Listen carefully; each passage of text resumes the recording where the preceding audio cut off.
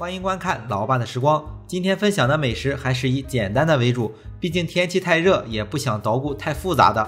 首先分享的是奶香提子酥，只需几款材料就能做成的一款小酥饼。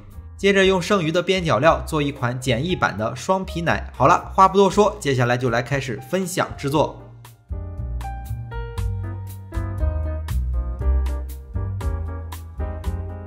首先做一款奶香提子的小酥饼，准备90克已经软化的黄油，取来一把小刮刀，把黄油简单的搅拌一下，看一看软化的程度。感觉全部软化之后，就加入60克的木糖醇，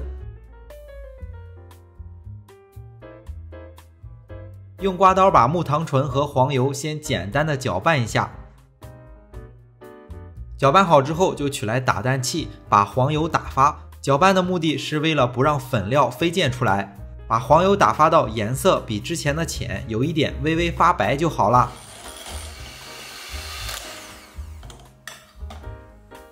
接着往材料里添加蛋黄，只添加蛋黄，把蛋清留在一个碗中。需要添加3个蛋黄，不要把蛋黄全部一次添加进去，要一个一个的添加。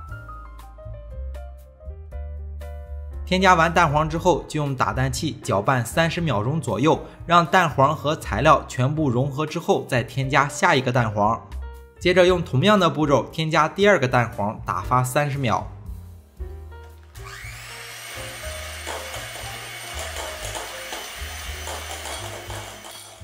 添加第3个蛋黄，打发30秒。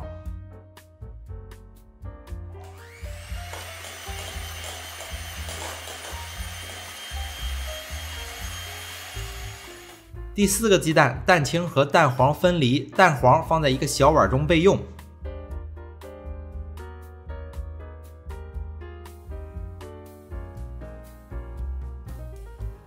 把所有的材料准备好以后，最后打发一次材料，这里在视频中不太好分辨，我记了一下时，大概高速打发了100秒左右。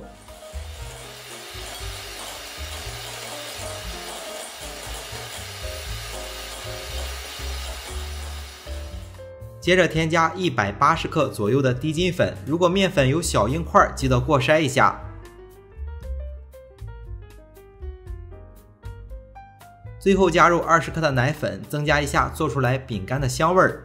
用刮刀把材料拌均匀，拌到中途的时候可以加入100克的葡萄干，果干可以随意调整成自己喜欢吃的那一种。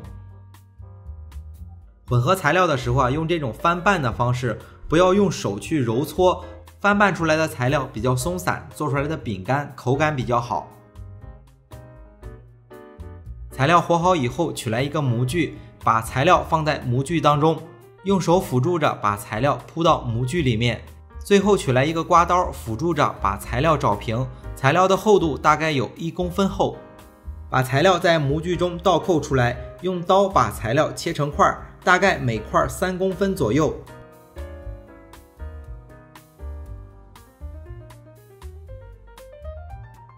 把切成块的小饼干放在烤盘里面，